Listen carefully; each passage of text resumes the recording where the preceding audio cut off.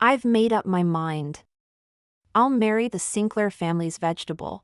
Lisa Rutherford leaned against the doorframe of the Rutherford family's old mansion, her red lips curling into a mocking smile. Her father, James Rutherford, nearly dropped his cigar on the priceless Persian rug. He straightened up from his leather armchair, the wrinkles around his eyes smoothing out. Lisa, you've come around? Brilliant. The Sinclairs have been pressing us. You'll need to be married and move to Southside within a fortnight. What style of wedding dress would you like? I'll have one ordered for you. Is that all? Lisa sneered. I'm marrying in place of your beloved illegitimate daughter. And you're not going to show any appreciation? The temperature in the living room plummeted. James's face darkened. Watch your tongue. What illegitimate daughter? That's your sister. Sisters share the same mother. She chuckled coldly, her eyes icy. She's the product of your affair. I'll never acknowledge her as family. Ding! This novel reminds you to click the subscribe button in the bottom right corner to read the complete novel. James's temple throbbed, but he swallowed his anger before it could erupt. He took a deep breath, ash falling from his cigar. What do you want?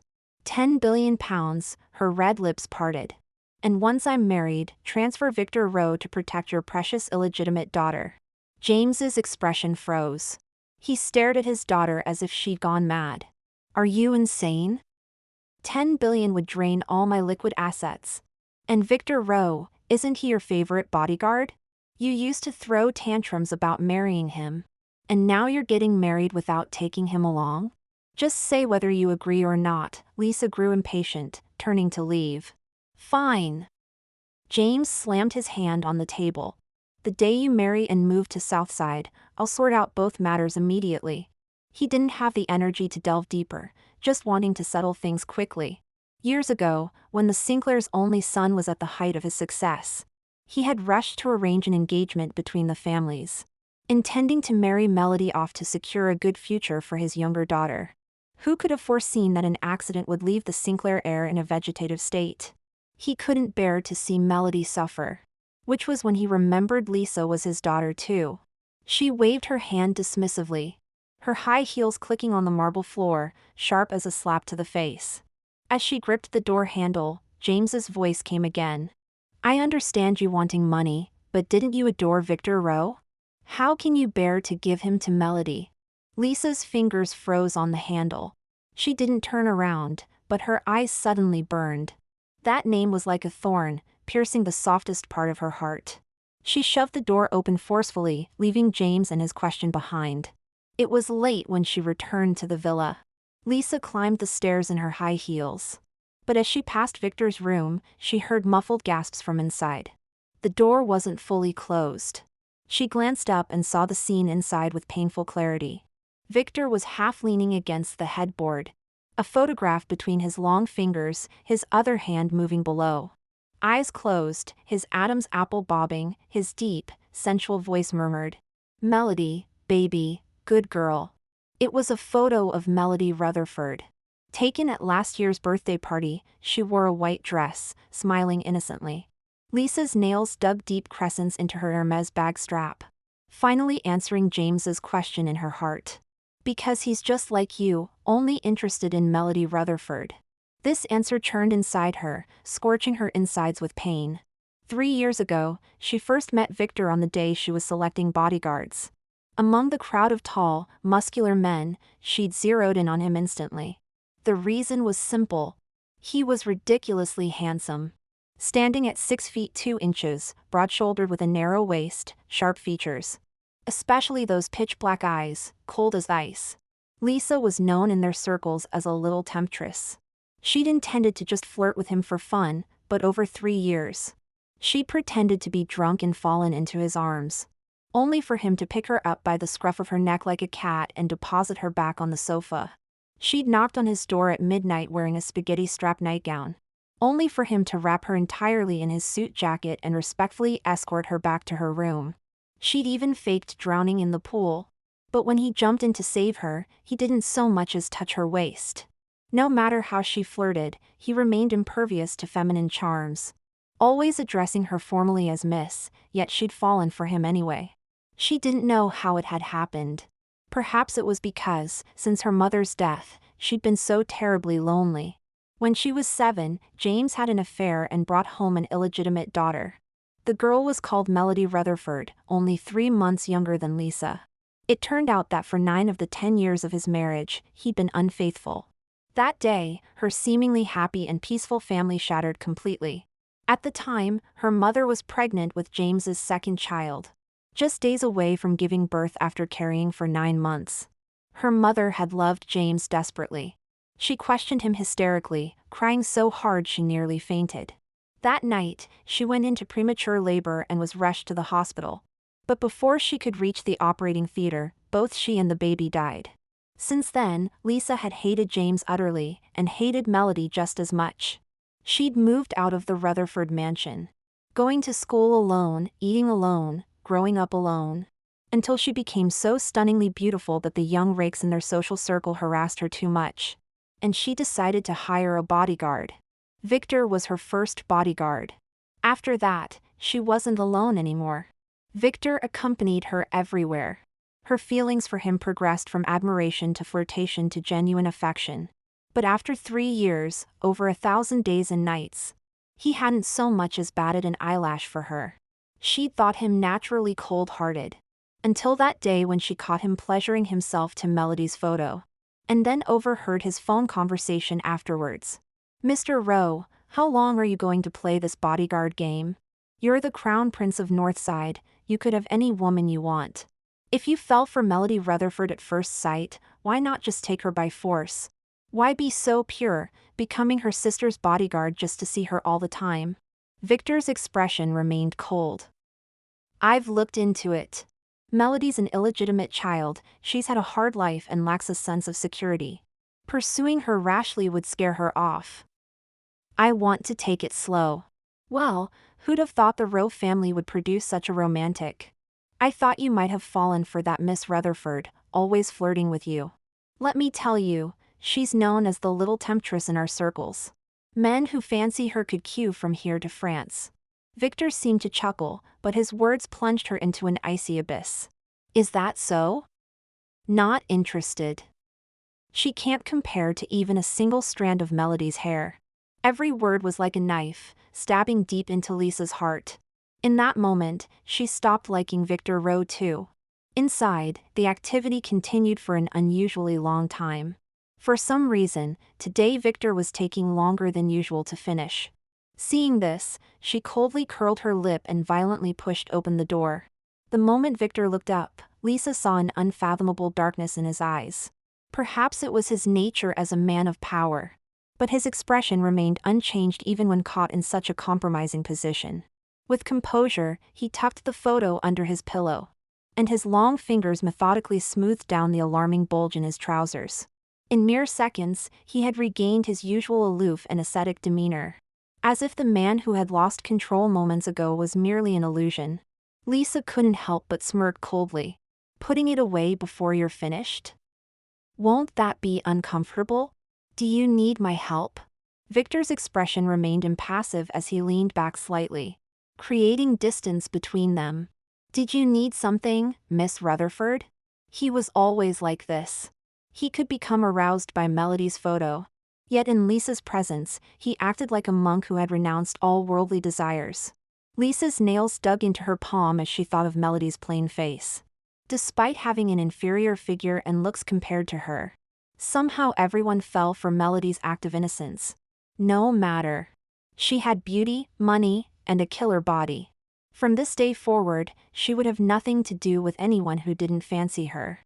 "There's an auction tomorrow. You're coming with me," she instructed coldly before turning to leave. Victor frowned slightly. "I remember requesting 2 days off." "I heard Melody will be there too," she said without looking back. There was a moment of silence behind her, followed by the man's deep response. "Understood, Miss Rutherford." Lisa felt as if a needle had pierced her heart. Indeed, he was willing to break any principle when it came to Melody. Don't worry. Soon, she would personally deliver him to Melody's side. The next morning, as Lisa walked out of the manor, She saw Victor already waiting by the car. His black suit accentuated his broad shoulders and narrow waist, while the morning light cast a golden edge on his stern profile. In the past, she would have deliberately teased him at times like this, either pretending to twist her ankle and falling into his arms, or whispering seductively in his ear. But today, she simply got into the car without expression, not even sparing him a glance. Victor seemed somewhat surprised, giving her an extra look, but quickly averted his gaze and silently took his seat in the passenger side. As the car drove towards the auction venue, Lisa stared out the window the entire time, not engaging in conversation as she usually would. The interior was so quiet they could hear each other's breathing. The auction was held at the most prestigious hotel in the city center. Crystal chandeliers illuminated the grand hall like daylight, filled with the who's who of high society. As soon as Lisa entered, she spotted Melody standing ahead, wearing a white dress with her long black hair cascading over her shoulders. She was chatting and laughing with several socialites, the picture of pure innocence. Victor's gaze immediately changed. Although he still stood behind Lisa fulfilling his duty as a bodyguard, she could feel that his attention had been completely captured by Melody. "Sis!" Melody exclaimed upon seeing them, quickly running over to affectionately link arms with Lisa. "What a coincidence, you're here for the auction too." Lisa coldly withdrew her arm. "Don't touch me."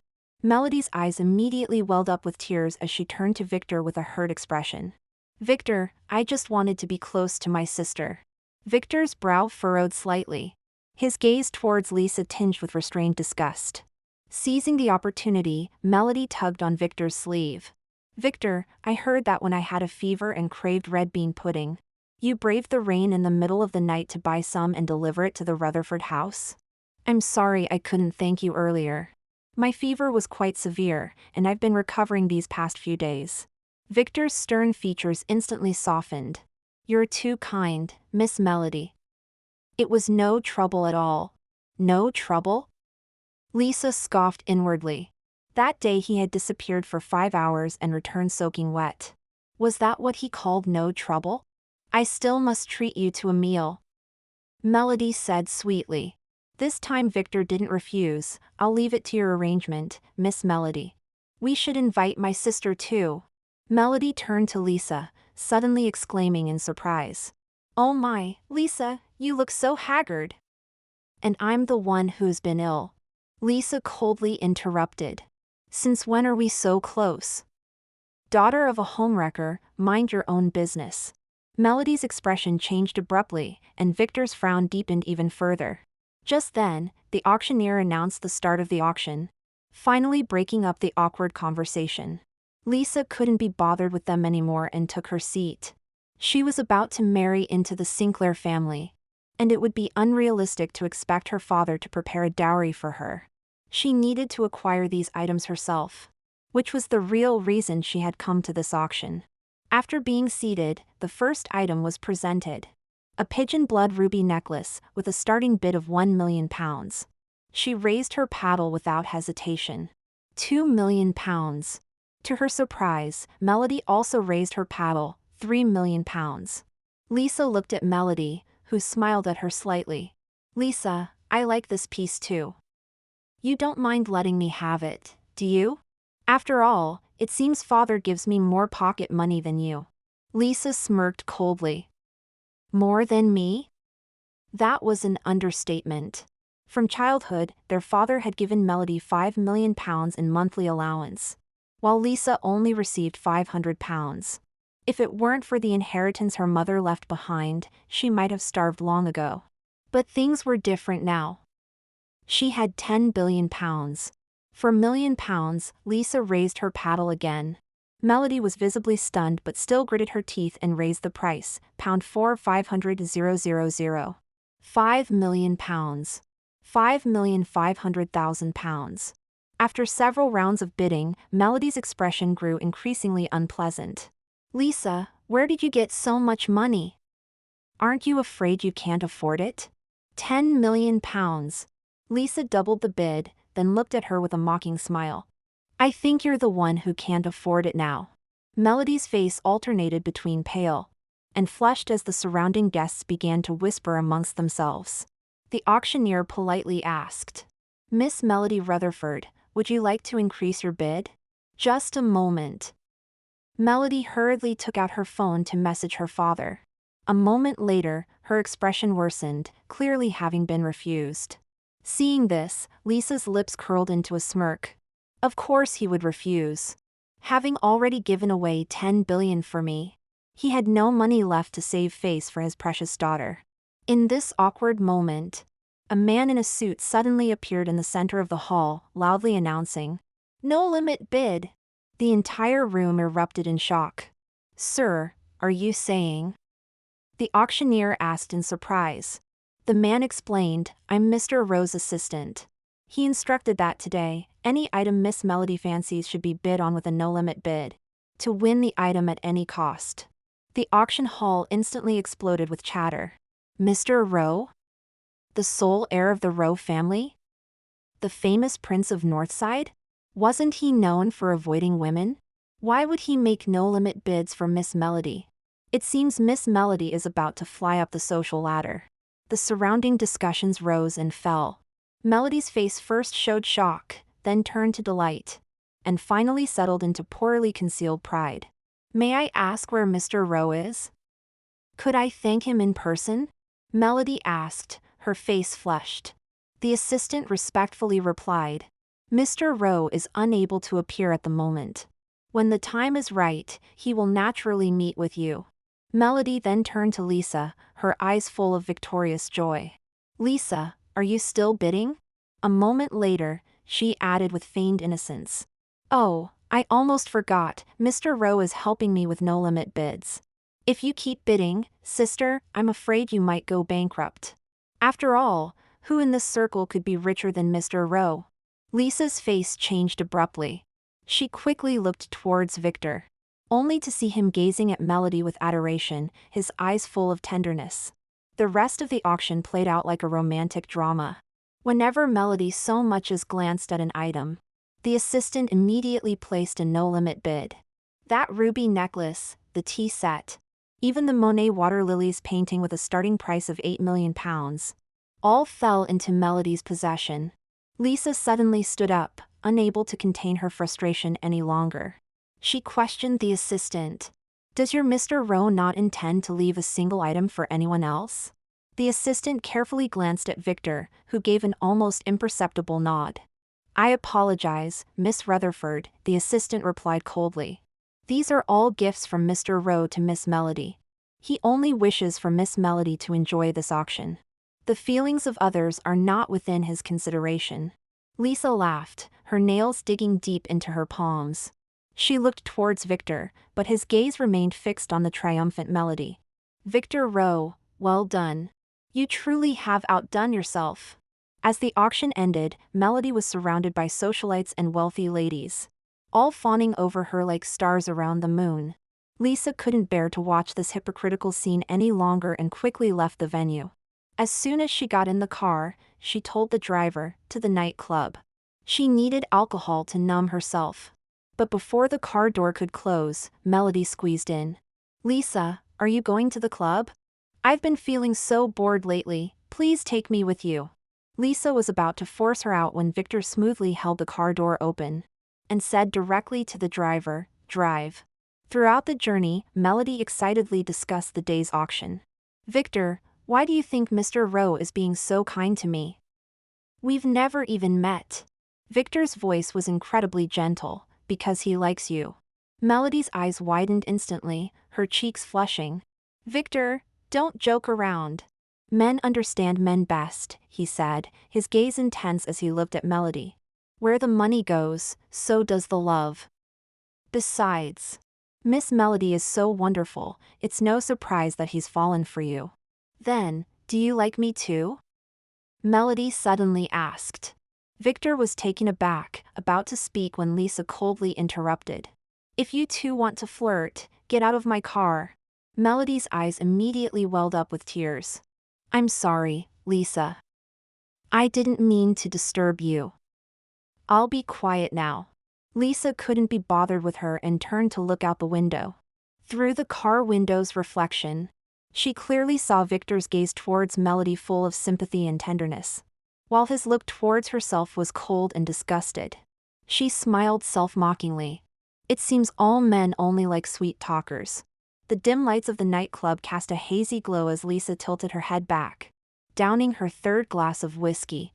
The alcohol burned her throat, but it couldn't extinguish the smoldering frustration in her heart. In the center of the dance floor, she swayed in her high heels, her red dress swirling around her. From the corner of her eye, she caught sight of Victor standing by the VIP booth. He was supposed to be her bodyguard, but now he was glued to Melody's side. Melody leaned in close to Victor, her lips almost brushing his earlobe as she whispered something. The man who was always cold as ice towards Lisa suddenly had a hint of red creeping up his ears. Lisa scoffed, turning away only to find herself surrounded by a group of young men. "Care for a drink, Miss Rutherford? Could I get your number? I've been dying to meet you, Miss Rutherford. Your beauty truly precedes you." She found herself cornered, unable to move or refuse. More men crowded around, and someone even dared to place a hand on her waist. "Victor," she finally called out in exasperation. The man seemed to notice her predicament only then, frowning as he made his way through the crowd. The muscles in his arms were visible beneath his black suit, and a single glance from him was enough to make the group of trust fund boys retreat sheepishly. "One might think you were her bodyguard," Lisa sneered, wiping away a splash of alcohol from her collarbone. Victor lowered his gaze. "I apologize. I didn't see earlier." "Didn't see?" She suddenly moved closer, her red lips almost grazing his chin. "Or didn't want to see?" As the girl's breath suddenly came closer, Victor's Adam's apple bobbed once, and he took half a step back.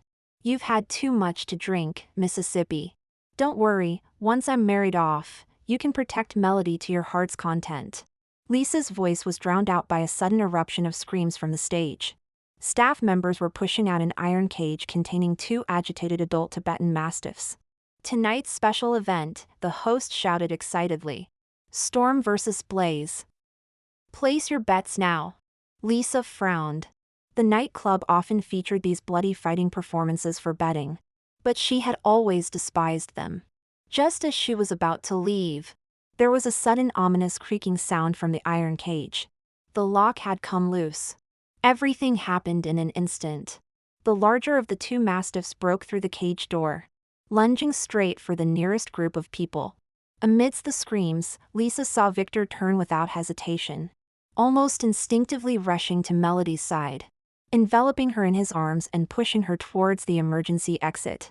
Lisa herself stood at the closest point to the mastiff, close enough to see the saliva dripping from its fangs. Ah! The pain came without warning. As the mastiff's sharp teeth pierced through the muscle of her calf, Lisa thought she heard the sound of fabric and flesh tearing together. A chunk of flesh was ripped away, blood gushing out.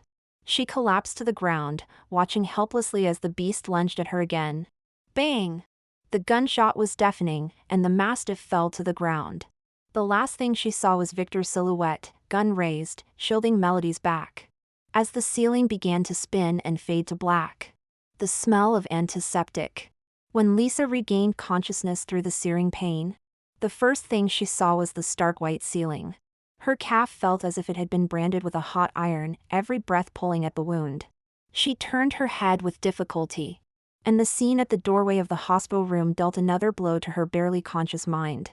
Melody was buried in Victor's arms, sobbing. "Victor, you're Lisa's bodyguard. How could you protect me instead? It's all my fault. I shouldn't have come." The man's long fingers gently patted her back, his voice unbelievably gentle.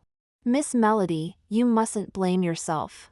Even if I had to do it 100 times over." He paused, his fingertips wiping away the tears on the girl's face. "I would still choose to protect you first." "Why?" Melody looked up with tear-filled eyes. Victor gazed at her, his deep eyes filled with emotion. "Because I low." The sound of shattering glass interrupted Victor's unfinished sentence. Melody, startled like a frightened rabbit, suddenly sprang away from Victor's embrace. "Lisa, you're awake." She rushed to the hospital bed, tears welling up instantly. How do you feel? Are you still in pain? It's all my fault. Lisa's pale lips curved into a cold smile. Your presence here irritates me. How can I possibly feel better? Melody's tears fell even harder, her shoulders trembling slightly as if she had suffered a great injustice. She bit her lip, cast one last glance at Victor, and ran out of the room. Victor instinctively took a step to follow but stopped himself abruptly. He turned to look at Lisa, his voice low. Miss Rutherford, the situation was urgent at the time, I didn't react quickly enough. Lisa remained silent, turning her head to gaze out the window. She didn't want to hear it. For 3 whole days, Victor had stood guard outside the hospital room like a dutiful bodyguard, while she hadn't spoken a single word to him. Until the day of discharge. Lisa, stepping on her not yet fully healed leg, walked straight to the study. She pulled open the mahogany drawer and took out a shiny black leather whip. This was the Rutherford family's traditional disciplinary tool, capable of tearing flesh with a single lash. Go and call Victor, she said to the butler. When Victor entered the room, Lisa was meticulously polishing the whip. Sunlight streamed through the floor-to-ceiling windows, casting a shadow beneath her eyelashes. Victor, you are my bodyguard, and you failed to protect me, she looked up at him. I'm going to punish you. You don't have any objections, do you? Victor stood rooted to the spot, his pupils contracting almost imperceptibly. Lisa saw it clearly. This Northside prince probably never imagined that one day someone would dare to use corporal punishment on him. Indeed, he was the renowned only son of the Rowe family. Usually, people couldn't wait to curry favor with him, who would dare to lay a finger on him? But now, she was actually going to whip him? Lisa stared at his expression and suddenly smiled. He was actually hesitating. He could have turned and left, he could have resigned, but he was hesitating? All for Melody? To stay by her side, to continue to get close to Melody? Her eyes burned, almost laughing to tears. Victor gritted his teeth and finally said in a low voice, no objections. At that moment, Lisa's heart clenched painfully. She gripped the whip tightly and suddenly raised her hand. No! A slender figure suddenly threw herself forward, firmly shielding Victor. Melody's eyes were brimming with tears, her voice trembling. Lisa, if you want to hit someone, hit me. It has nothing to do with Victor. Move aside, Lisa said coldly. I won't. Melody shook her head, crying pitifully. It's my fault you got hurt. If you want to punish someone, punish me. Victor reached out to pull her away. Miss Melody, this doesn't concern you. But Melody stubbornly stood in front of him, refusing to budge. Lisa watched the scene, her anger surging, and she suddenly lashed out with the whip. Crack! The sharp sound of the whip cutting through the air was piercing. She had aimed at Victor. But Melody had thrown herself forward, taking the lash meant for him. Ah! Melody cried out in pain, her slender body swaying before collapsing. Victor caught her, lowering his head to check her injuries. When he looked up again, Lisa met a pair of ice-cold eyes. In them was murderous intent, as if he would pounce on her and snap her neck the next second. She froze, feeling as if she had plunged into an icy abyss. Get out, she heard her own trembling voice say. Victor picked up the unconscious Melody and turned to leave. The study door slammed shut behind him with a deafening bang. Lisa stood there, realizing her hands were shaking so badly she could no longer hold the whip. 3 days later, Lisa went to try on wedding dresses alone. As night fell, she had just left the shop, when suddenly someone covered her mouth and nose from behind. A pungent medicinal smell invaded her nostrils. She struggled for a moment before quickly losing consciousness. When she woke up, everything was pitch black. Her eyes were blindfolded, and her hands were tied to a chair, unable to move. Crack! When the first lash came down, Lisa arched her back in pain. The rough rope dug deep into her wrists, and the blindfold made the darkness even thicker.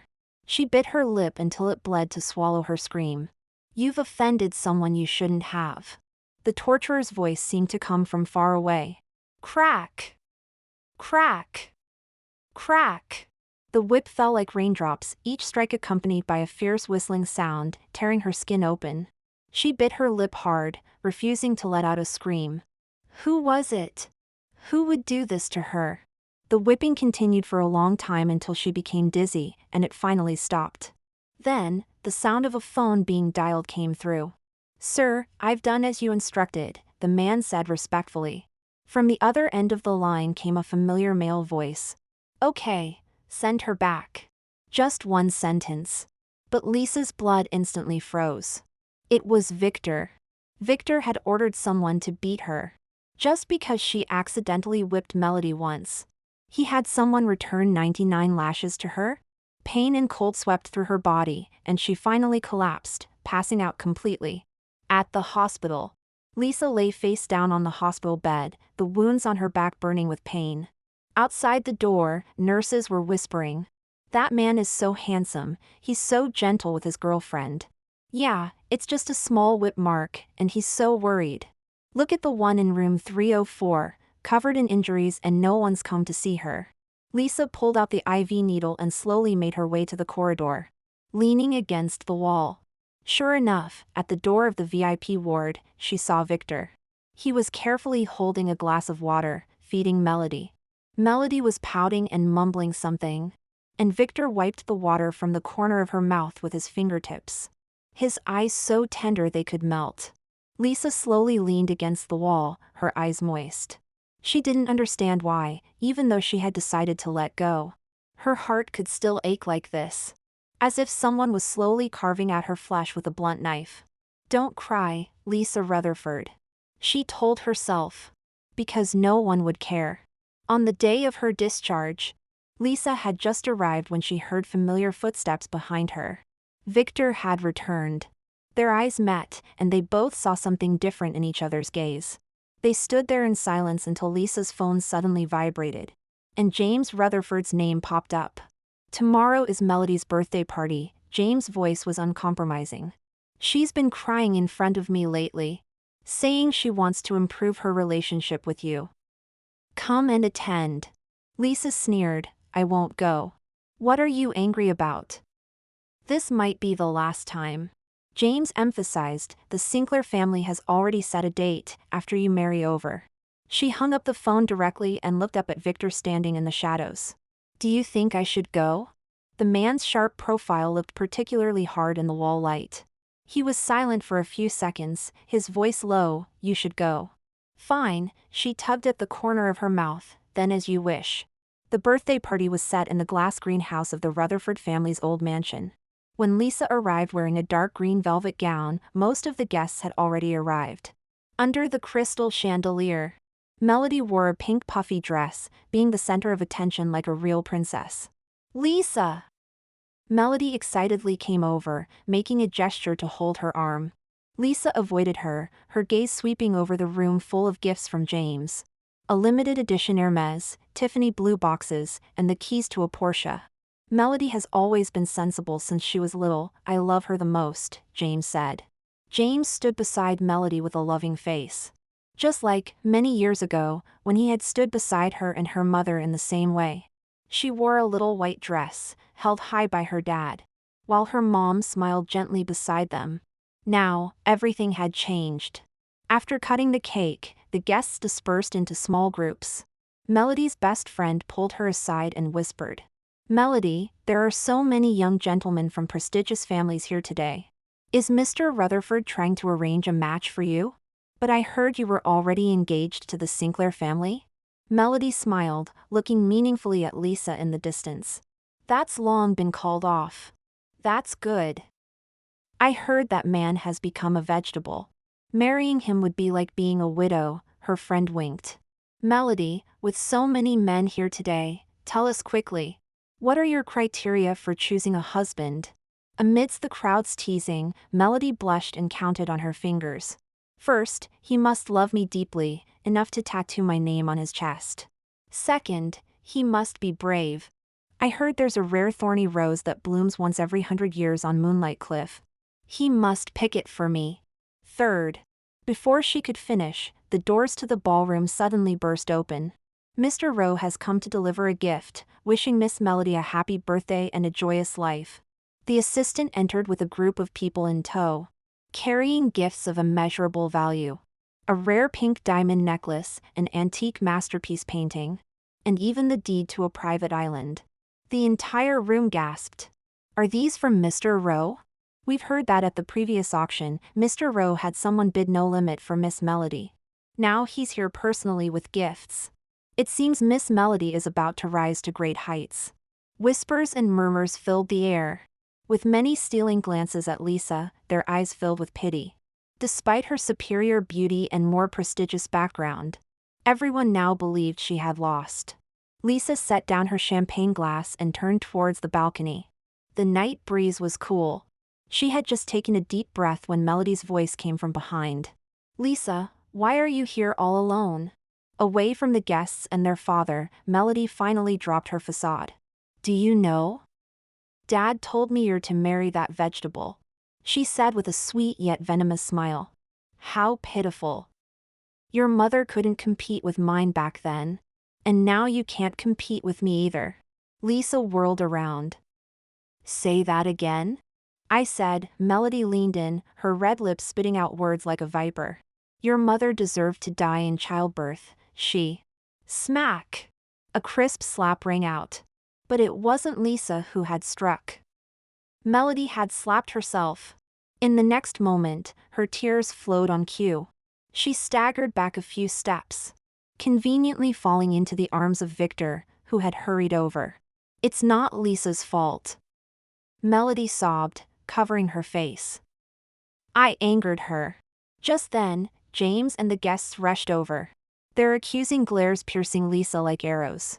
Lisa Rutherford! James bellowed, have you no manners at all? The guests' whispers cut like knives. How cruel, on Miss Melody's birthday of all days. Well, she lost her mother early. Raised without a mother's love, no wonder she's so narrow-minded. Lisa looked at this carefully orchestrated scene and suddenly laughed. She strode forward and, in front of everyone, slapped Melody hard across the face. Look closely, she said, smashing her champagne glass. The glass shards reflected countless shocked faces. This is my slap. As she turned to leave, she saw Victor holding Melody's shoulders, his eyes cold as ice. In the garden path. Lisa had just reached the corner when her wrist was seized in an iron grip. Victor's strength was alarming. She felt as if her bones might shatter. Miss Rutherford. His voice was low, filled with suppressed anger. What? She looked up mockingly. I slapped her once. Are you going to return 99 slaps? Victor's pupils contracted slightly. What did she mean by that? Could she possibly know about last time? Impossible, he had been discreet. Miss Rutherford, he loosened his grip slightly, brows furrowed. You have everything. Why do you still bully Miss Melody? I have everything? Lisa suddenly laughed, a harsh sound like crying. What do I have? The moment she arrived, she caused my mother to die in childbirth, 2 lives lost. Once she moved in, she took my room, my toys, my pocket money, my father. Even my chance to study abroad, everything. This was the first time Victor had heard her say so much. In the moonlight, Lisa's eyes, usually filled with mockery, were brimming with tears she stubbornly refused to let fall. I've heard, Victor's voice was hard, that Miss Melody is the one who's had it rough. Lisa yanked her hand away, turning to leave. Believe what you want. As she was about to get into her car, Victor spoke again. Miss Rutherford, I'd like to request a few days off. Do as you please, she said, closing the car door without looking back. After the black sedan had driven a distance, she suddenly told the driver, turn around. Back near the Rutherford house, she indeed saw Victor getting into a Rolls-Royce. Lisa had the driver follow at a distance, finally stopping outside a high-end tattoo parlor. Through the glass window, she saw Victor unbutton his shirt, revealing his muscular chest. The tattoo artist asked something, and he pointed to a spot over his heart. Mouthing one word, from his lip movements, it was clearly Melody. The assistant tried to dissuade him. Mr. Rowe, your father will be furious if he finds out. Do it, he said firmly. The tattoo machine buzzed, each needle feeling like it was piercing Lisa's heart. 2 hours later, Victor emerged, clutching his bleeding chest. His face was pale, but he insisted on getting in the car. To Moonlight Cliff, he told the driver. That's too dangerous. You've just had a tattoo. Now, Victor cut him off. Sitting in the car, Lisa suddenly remembered Melody's criteria for a partner. The kind who would tattoo my name on his chest. There's a flower on Moonlight Cliff, he must pick it for me. She smiled, and as she did, tears began to fall. Let's go, she told the driver. We're not following them. That night, she saw Melody's WhatsApp status. A photo of a thorny rose blooming on the cliff, with the caption, "Someone climbed mountains and crossed valleys just to pick a flower for me." At 3 a.m., Victor returned. Covered in blood, his right hand broken, but with a faint smile on his lips. The next day, as Lisa was about to leave, Victor came out of his room. He was pale, his right arm bandaged, his shirt collar slightly open. "Miss Rutherford," his voice was hoarse. "I had a bit of a car accident last night. I need to rest for a few more days, so I can't protect you for now." Car accident? It was clearly from climbing the cliff. But she didn't expose his lie, just gave a soft and walked out. Today was the day she'd say goodbye to her friends. At the nightclub, in a VIP room. "Come on, let's drink till we drop." Zelda Stone threw an arm around Lisa's shoulders. "Our Lisa is about to get married and become Mrs. Sinclair. We need to celebrate properly." The room was full of her closest friends from over the years. The champagne tower sparkled under the lights. The music was deafening, but Lisa felt oddly quiet. "I say, a husband in a coma is perfect." Zelda slurred, swaying her glass. "Rich, handsome, and no need to wait on him. It's the ideal marriage." "Exactly," another friend chimed in. "And all of the Sinclair family's assets will be yours." Lisa chuckled, her finger tracing the rim of her glass. "Once I'm married, I'll have to behave. Got to save some face for the Sinclair family." Everyone froze, then quickly backtracked. "Mr. Sinclair will definitely wake up. You're so beautiful, how could he bear to sleep forever?" "That's right. Our Lisa is the most beautiful in our circle, how could she possibly be a widow?" Lisa smiled as she listened to their chatter, drinking one glass after another. As they said their final goodbyes, Zelda suddenly hugged her, her voice choked up. "Your dad is such a bastard, and that Melody, do you want us to teach her a lesson?" "No need," Lisa patted her back. "Once I'm gone, none of this will matter to me anymore." She hugged each of them in turn until everyone's eyes were red-rimmed. After settling the bill, Lisa passed by the next room and heard a familiar voice. "Was that flower really so hard to pick?" "You bet." Moonlight Cliff is a place even professional climbers don't dare to go easily. Through the half-open door, Lisa saw Melody playing with the thorny rose, while her friend gossiped excitedly. "And he still risked his life to pick it. When he brought the flower yesterday, I think I saw your name tattooed on his chest. He's really serious about pursuing you, isn't he? He's just a bodyguard, how dare he? I'm the one the Rowe family's heir has his eye on now." She stroked the damaged petals of the rose. "Though Victor is quite handsome. He might make a decent lover occasionally." Her friend's eyes widened. "Aren't you afraid he'll hear?" "So what if he does?" Melody said dismissively. "Men are easy. Give them a little sweetness, and they'll be devoted." Lisa stood in the shadowy corner, suddenly curious about Victor's expression if he heard these words. How would that high and mighty Mr. Rowe react if he knew he was being treated as a backup plan? "Victor Rowe, this is the person you're desperately in love with." She smiled sarcastically and left without disturbing those inside. After leaving the nightclub, she went straight to the cemetery. Lisa knelt before her mother's gravestone, gently wiping dust from the photograph. "Mom, I'm getting married. To the Sinclair family's comatose son. It's fine, at least he won't cheat." The wind rustled the white chrysanthemums in front of the tombstone, like a silent response. "Don't worry, I won't be like you," her fingertips traced the cold stone. "Loving someone so much you'd give up your life. That's too foolish. I'll live this life well, very well indeed." As dusk fell, Lisa stood up, took a final look at her mother's photo, and left. Back home, Lisa spent the entire night packing. Clothes, jewelry, photo albums. She sorted through everything, preparing never to return. As dawn broke, her phone vibrated. Account credited, £10 billion. Immediately after, James Rutherford called. The Sinclairs are pressing. You must leave today.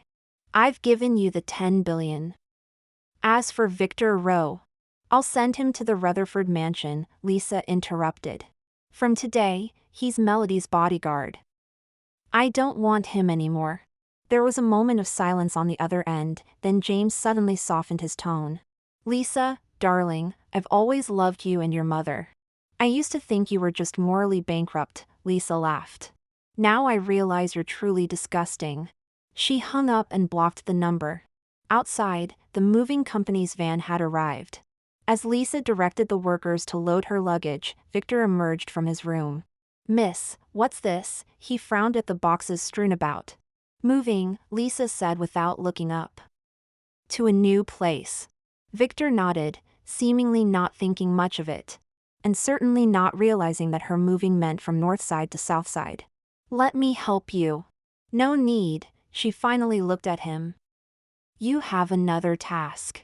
What's that? Go buy some roasted chestnuts now and deliver them to the Rutherford mansion, for Melody. Victor was visibly taken aback. Why? You'll see when you get there.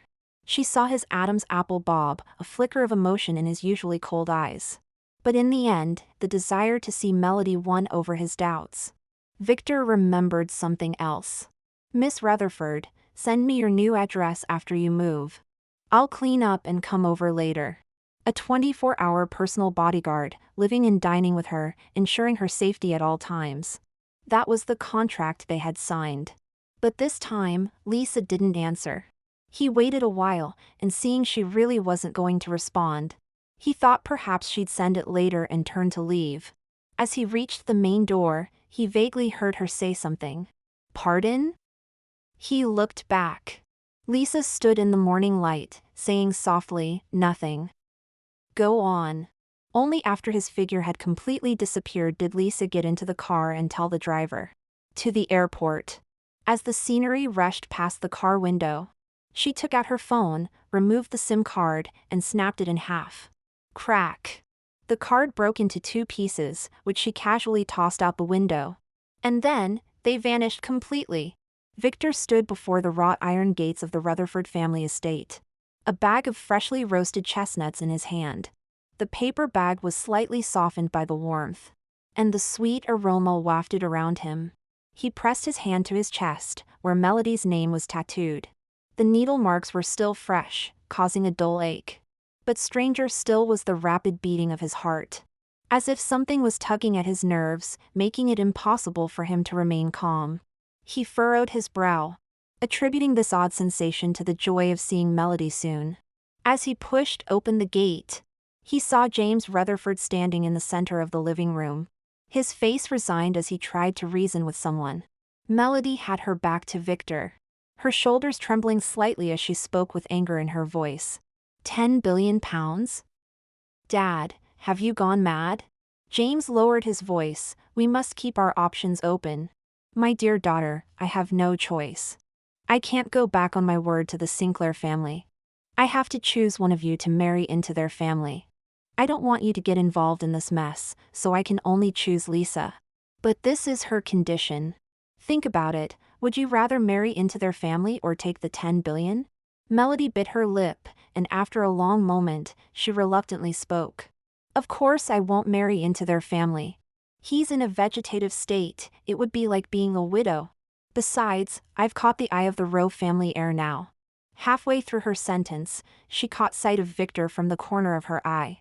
Her expression immediately changed, and as she turned, she put on a sweet smile. Victor, you're here? Victor hadn't clearly heard their previous conversation. He simply responded with a gentle and handed over the chestnuts. Eat them while they're hot. Melody took them, deliberately brushing her fingertips against his palm. Her eyes crinkling as she smiled, they're still warm. Victor looked at her, the corners of his mouth lifting slightly. I'm glad you like them, Miss Melody. He should have been happy, but for some reason, that strange feeling in his heart grew stronger, as if something was quietly slipping out of control. He paused, then said, "Now that I've delivered them, I should be going." Melody quickly grabbed his sleeve, "You don't need to leave." Victor froze. "What do you mean?" Melody blinked, feigning innocence. "Didn't Lisa tell you?" "She's given you to me." Victor's mind went blank. What did she mean by given? Seeing his confused expression, Melody quickly added, embellishing the story.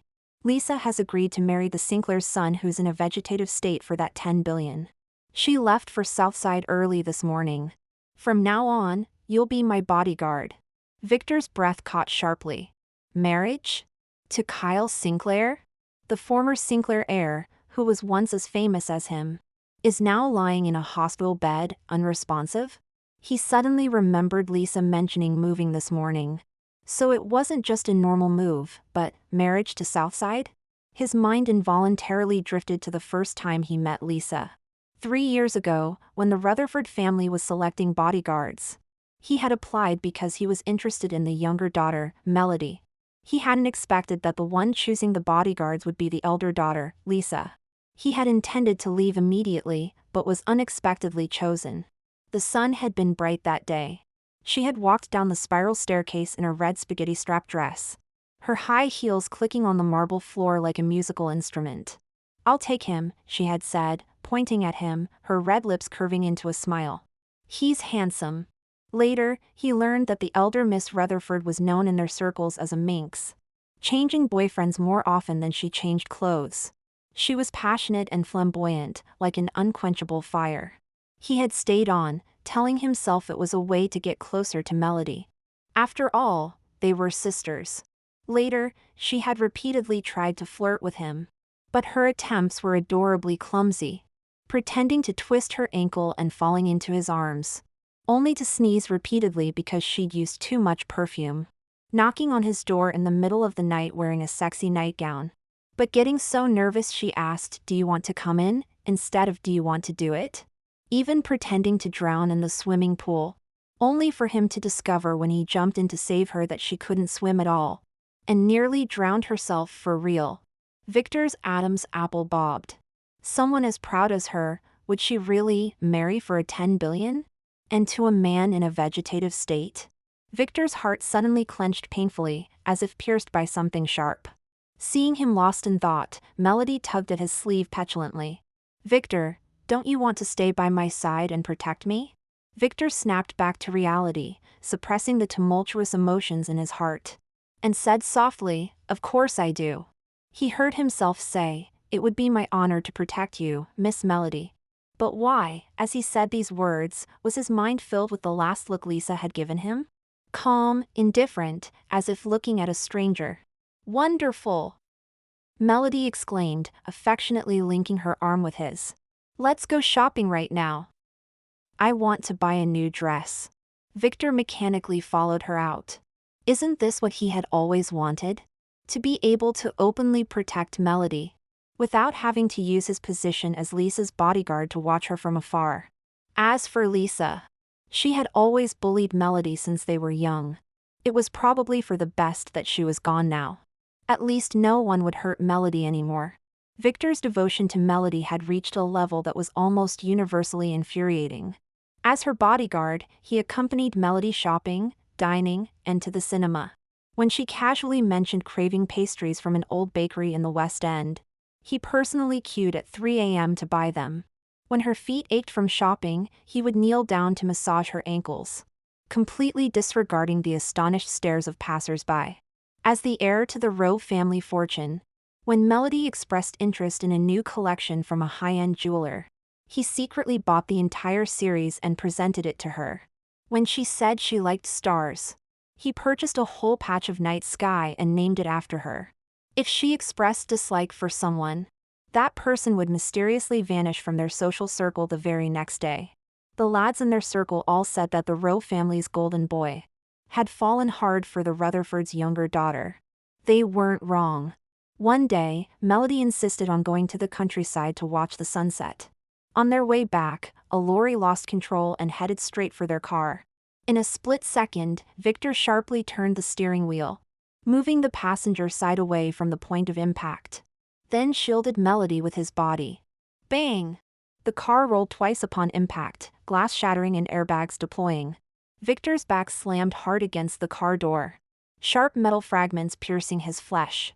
Blood instantly soaked through his shirt. Yet his arms remained steady, protecting the person in his embrace, ensuring she wasn't hurt at all. "Victor!" Melody cried out, her face ashen as she tremblingly touched his bloodied face. You're bleeding." Victor wanted to comfort her, but as soon as he opened his mouth, he coughed up blood. Before he lost consciousness, all he heard was her devastated sobs. When he next awoke, he saw the stark white ceiling of a hospital room. Melody had been dozing by his bedside, and immediately threw herself at him upon hearing movement. "You scared me to death. Why are you so foolish?" She accidentally pressed on his wound, causing Victor to groan in pain, but he still raised his hand to gently stroke her back. "It's all right, doesn't hurt," Melody cried, her face streaked with tears. "The doctor said if the metal had gone in just an inch deeper, it would have pierced your heart." He remained gentle. "Don't cry, it's my duty. You're too good to me." Melody looked up with teary eyes. "You're supposed to be my sister's bodyguard, but all these years you've been secretly taking care of me. Remember when I had a fever? You ran all over town in the pouring rain to buy me red bean pudding. That day, it had been raining cats and dogs. He had searched for 5 hours, returning soaked to the bone, but still delivered the warm pudding to the Rutherford residence. And last year on my birthday, when I casually mentioned wanting that limited edition necklace, you went and participated in that dangerous car race. What touched me most was that flower from Moonlight Cliff. Such a dangerous place, you risked your life to pick a flower for me. So..." Melody looked at him expectantly. "Why are you so good to me?"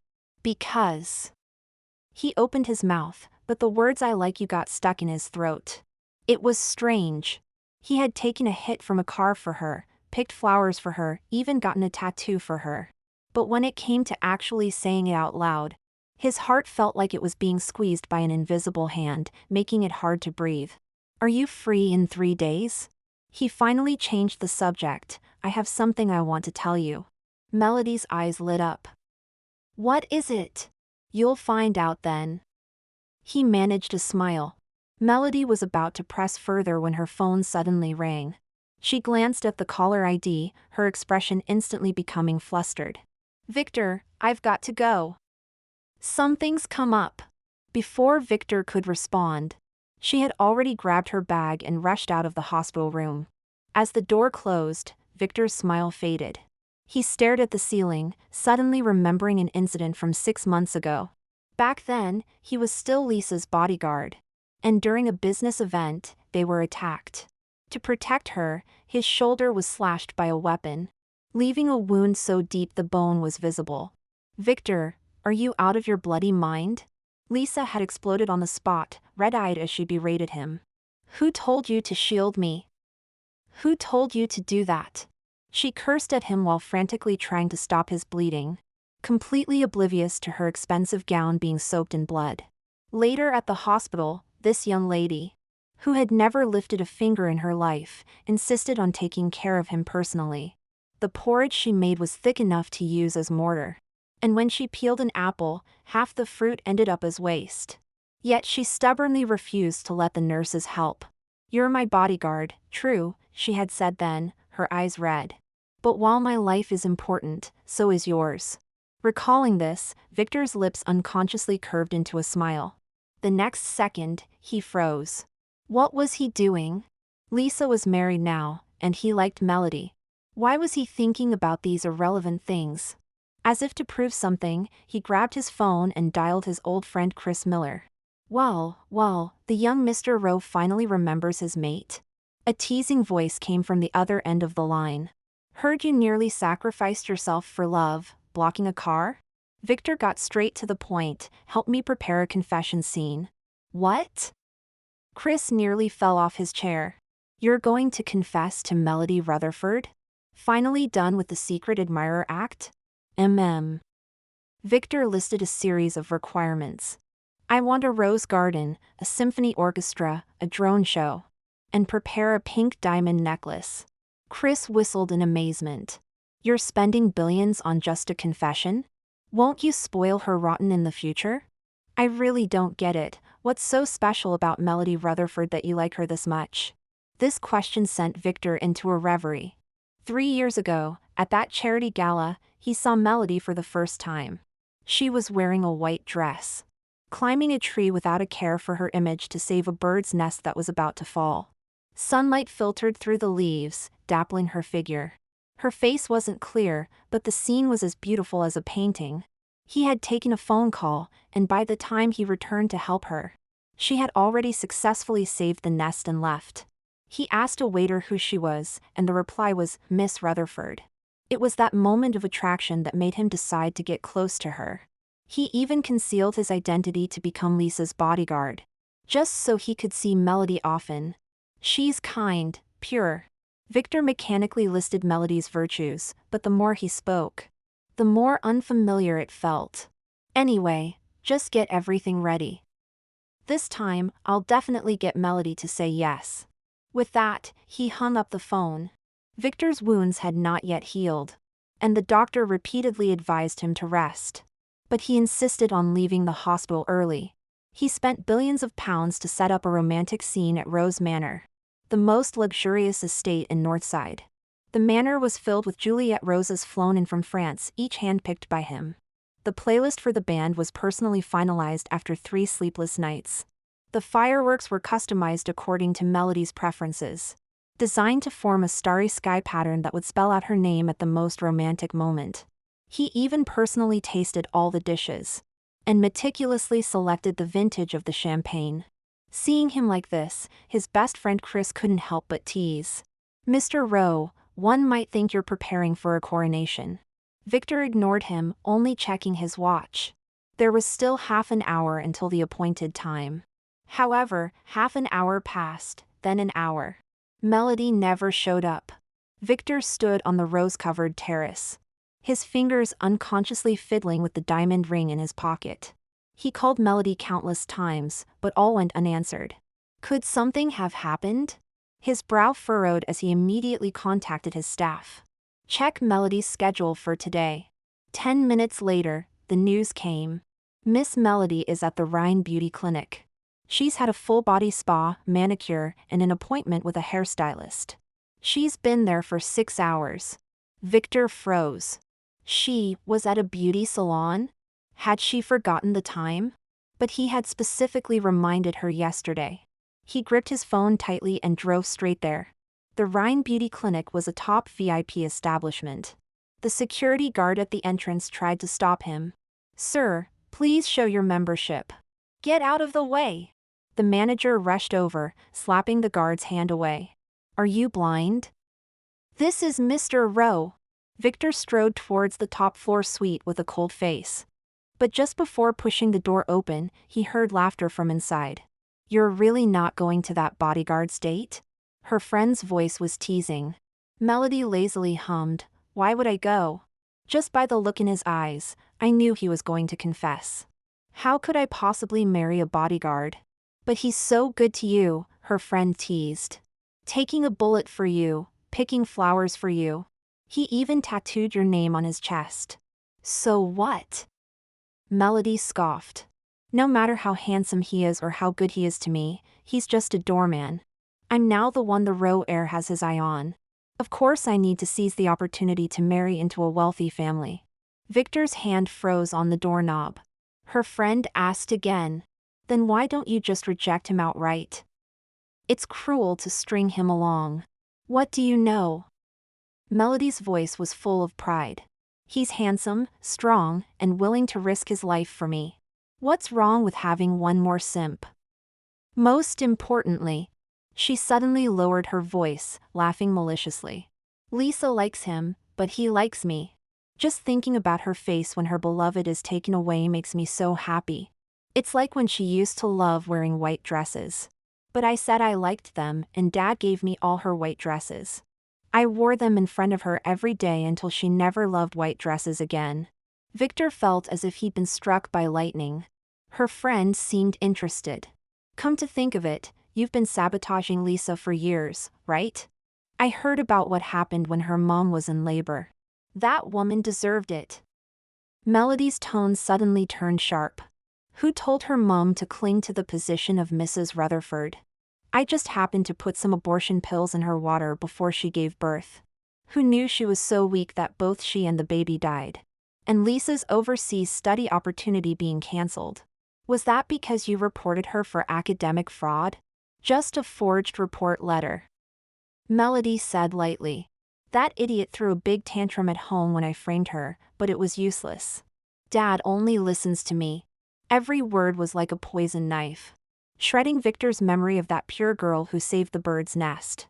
The manager asked nervously, Mr. Rowe, do you want to go in? The room suddenly went quiet for a moment, then came Melody's wary voice. Who's outside? Victor closed his eyes and turned away. Don't tell her I was here. In the black Maybach, Victor chain-smoked. He recalled what Melody had just said. She looked down on him as a doorman, only wanting to marry into a wealthy family. She had given abortion pills to Lisa's mother who was 10 months pregnant, causing both mother and child to die. She had reported Lisa for academic fraud, causing her to lose her opportunity to study abroad.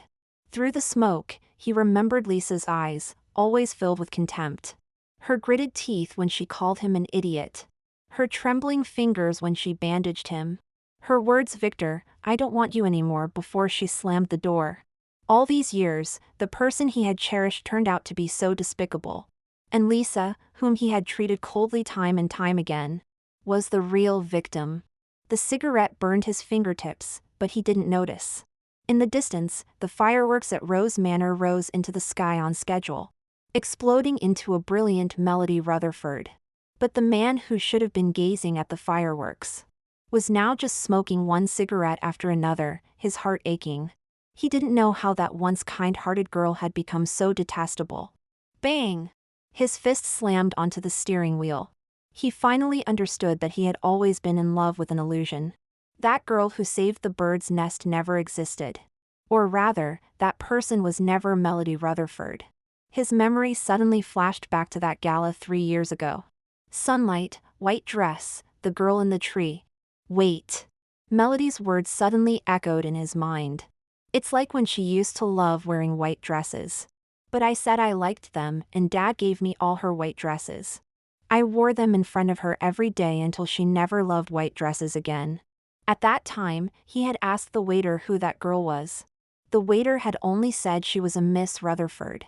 Later, when he finally had time to search for her after finishing a company project abroad, he learned that the Rutherford family had 2 girls. One wild and unrestrained, the minx of the social circle who loved to wear red dresses. And one as pure as Jasmine, who loved to wear white dresses. He had subconsciously assumed that Miss Rutherford meant the second Miss Rutherford.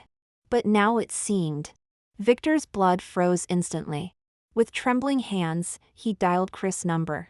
Help me check the CCTV footage of the back garden from that charity gala 3 years ago. He understood that 3 years had passed, and finding any information would undoubtedly take some time. But as each second ticked by, his heart raced uncontrollably. His eyes were fixed on his mobile screen, not blinking, while the ashtray beside him overflowed with cigarette butts, betraying his agitation. Suddenly, his phone vibrated. He answered almost instantly, "Have you found anything?" However, it was the butler's respectful voice that came through. "Master Victor, the old master requests your immediate presence at the family estate." Victor frowned. Is grandfather unwell? The old master didn't say, "Sir," but his tone was urgent. He ended the call and started the engine. The Rowe family estate was ablaze with lights. As soon as Victor stepped into the living room, a stack of photographs flew at him, scattering all over the floor as they hit him. "Look at the kind of woman you've been chasing all these years." The old man leaned on his cane, his face ashen with anger. The heir to the Rowe fortune, working as a bodyguard, all for this sort of woman? Victor bent down to pick up the photos, his pupils constricting sharply. In the pictures, Melody was wearing a provocative short dress, nestling against different men. Some were wealthy businessmen in their 50s, others were notorious playboys. The most jarring image showed her on tiptoes, kissing the cheek of a married business tycoon, her eyes full of calculation. Did you think she was some pure, innocent flower? The old man sneered. The Rutherford family's meager fortune doesn't even get them through the door in high society. This woman would do anything to climb the social ladder. Victor clenched the photos, his knuckles turning white. He suddenly recalled the conversation he'd overheard at the Rhine Beauty Clinic earlier that day. He'd thought that was the worst of it. But she had managed to surprise him yet again. "Grandfather, I." Just as he was about to speak, the butler hurried in. "Master Victor, Miss Melody Rutherford has sent an invitation. She says tomorrow is your birthday and would like to bring a gift in person." Victor was taken aback. Tomorrow was indeed his birthday. He had originally planned to announce Melody's status to everyone at his birthday celebration. After a successful proposal, to tell everyone that she was the one for him. But now, the old master slammed his hand down. "Absolutely not. Let her come," Victor suddenly said, his voice as cold as ice. "And invite Mr. Rutherford as well." As the butler was about to leave, Victor called after him. "Look into how Lisa Rutherford has been treated by the Rutherford family over the years." The old man narrowed his eyes. "What are you planning now?" "There are some things I need to confirm." Victor looked up, his eyes stormy with emotion. "Grandfather, give me one more day. I promise I'll give you a satisfactory answer." The old man grunted, leaving the room with his cane, but not before throwing back. "Remember, the Rowe family will never accept such a woman." Night had fallen. Victor stood in his study, looking at the thick stack of documents the butler had brought. The manila envelope was light, yet it felt as heavy as lead. He took a deep breath and untied the string. With each page he turned, it felt like a knife was slicing through his heart. The first page was Lisa's medical record from when she was 7. Stress-induced mutism, lasting 3 months. Beside it was a psychologist's note. Patient witnessed mother's death during childbirth, severely traumatized. Father brought home illegitimate daughter on the same day. Patient showed strong aversion. The paper trembled slightly in his fingers. Further on was the year Melody transferred to an elite primary school. Mr. Rutherford had bought Melody a custom-made school bag worth £100,000, while Lisa carried an old, faded bag her mother had bought before she died. At 12, Melody's birthday party had 30 tables of guests, while Lisa was locked in the attic. At 15, Lisa got into a top high school, but Mr. Rutherford refused to pay the fees, claiming too much education is useless for girls. Her grandfather had secretly given her the money. At 18, Mr. Rutherford forcibly gave Melody the spot to study abroad that should have been Lisa's. The last page was Lisa's diagnosis report from when she was 20. Moderate depression with self-harm tendencies. Victor slammed the file shut, his chest aching so much he could barely breathe. He suddenly remembered Lisa's hysterical behavior at the Rutherford family's birthday party. At the time, he had thought she was just being unreasonable. He had even ordered her to be whipped 99 times in retaliation for Melody receiving 1 lash. Just earlier, he had been so eager to get the CCTV footage, wanting to know who had captured his heart. But now, he suddenly dreaded knowing the answer to that question. What if the person who saved the bird's nest 3 years ago wasn't Melody at all? What if that person was Lisa? If she was the girl he had fallen for at first sight, what had he done to her? He couldn't bear to think any further. The birthday celebration for the young master of the Rowe family was a spectacle that left guests in awe. The entire estate had been transformed into a medieval court, with crystal chandeliers casting dazzling light. Waiters glided through the crowd with champagne flutes, while an orchestra played elegant classical music. Almost every notable figure in Northside had arrived, all eager to catch a glimpse of the mysterious young master they'd heard so much about. Victor stood on the second-floor balcony, a cigarette between his fingers, his gaze fixed intently on the estate's entrance. When Chris appeared at the side door of the ballroom, looking travel-worn, Victor practically flew down the stairs. "You'd better brace yourself," Chris warned, hesitating as he handed over the tablet. The security footage was slightly blurry, but it clearly showed the back garden from that charity gala 3 years ago. In the corner of the garden, a girl in a white dress was on her tiptoes, carefully placing a precariously balanced bird's nest back into the treetop. Sunlight filtered through the leaves, dappling her form, making her look like a fairy who had mistakenly wandered into the mortal realm. Victor found himself holding his breath. In the final minute of the video, the girl finally turned around. The sunlight rimmed her in gold. Wisps of hair, damp with sweat, clung to her fair cheeks. Unlike her current vibrant and striking appearance, back then she had been as pure as a clear spring. That face, now so vivacious, with a beauty mark at the corner of her eye, was unmistakably Lisa Rutherford. Bang! The phone crashed heavily to the ground. Victor stared at the screen, his heart feeling as if it were being squeezed by an invisible hand. It turned out he had mistaken the wrong person from the very beginning. Meanwhile, at the estate's entrance, Melody arrived on her father's arm, surrounded by a flock of her girlfriends. "My God, this is so extravagant," one friend exclaimed dramatically. "As expected of the young Master Rowe." "Of course," another friend fawned. "Why else would he make no-limit bids for Melody at the charity auction? Why else would he give such expensive gifts at her birthday party?"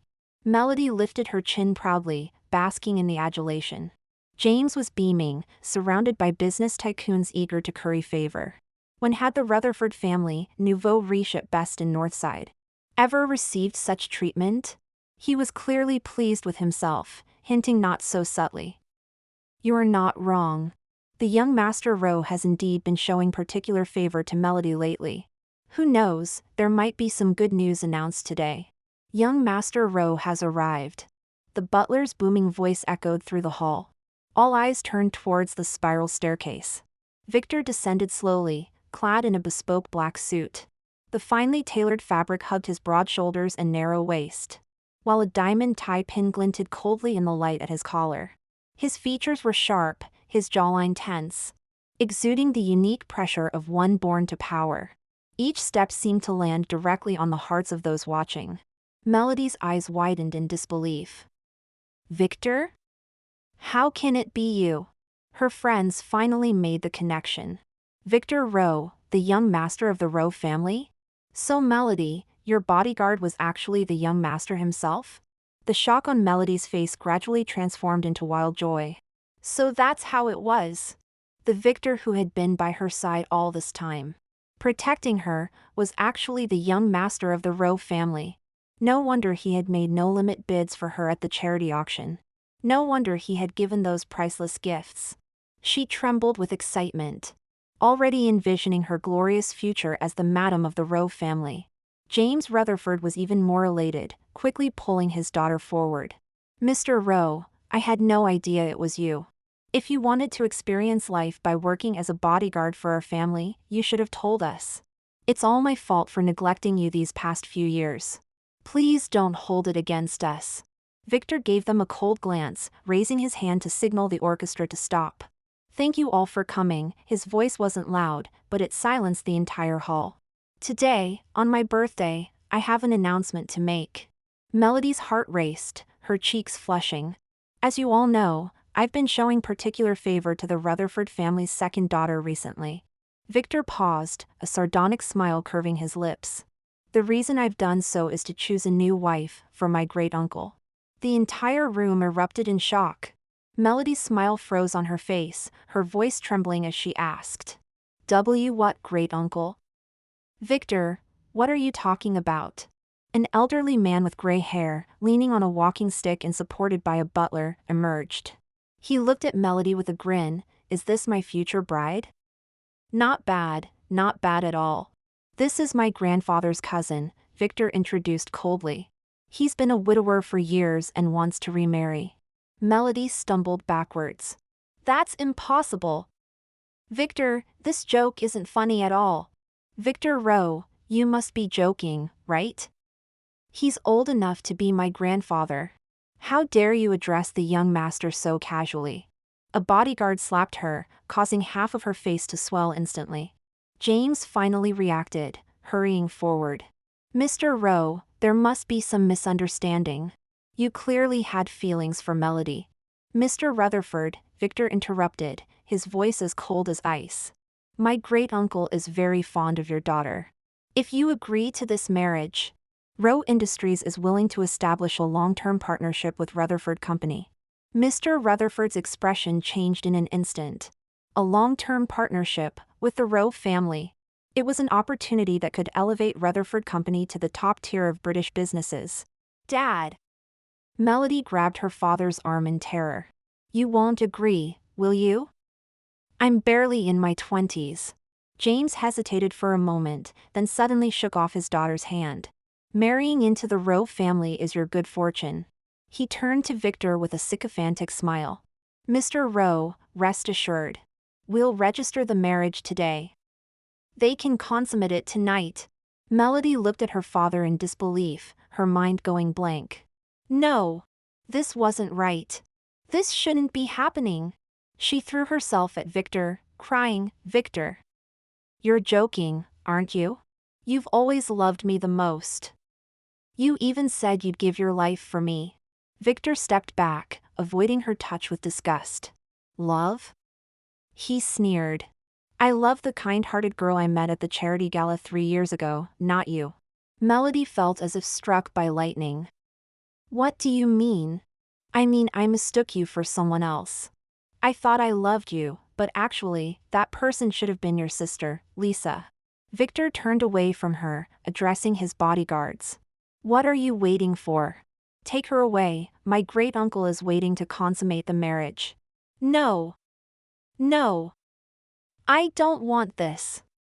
Melody screamed hysterically. Victor didn't even spare her a glance, signaling the bodyguards to drag her away. The party continued, with glasses clinking. James tried several times to approach Victor, but was coldly avoided each time.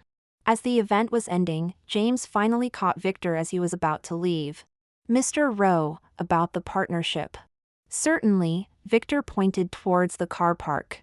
Mr. Rutherford, please stand 10 meters away from that black Maybach and wait for me. James Rutherford, unsuspecting, scurried over and stood as instructed. The roar of an engine filled the car park. Victor floored the accelerator, and the Maybach shot towards James like an arrow. Bang!